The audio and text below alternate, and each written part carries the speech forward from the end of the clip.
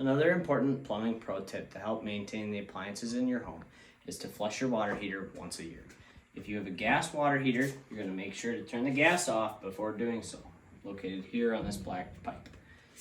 After doing that, you come here to the cold water inlet, turn the valve off.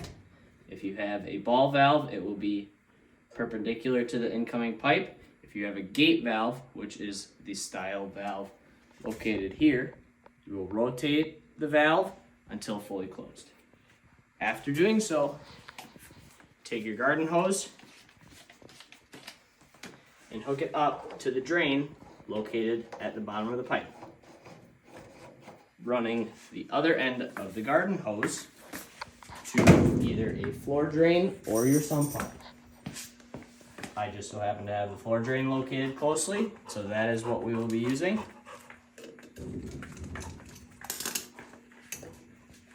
You can then go back to the heater and open the valve on the bottom, draining down all the water inside your heater.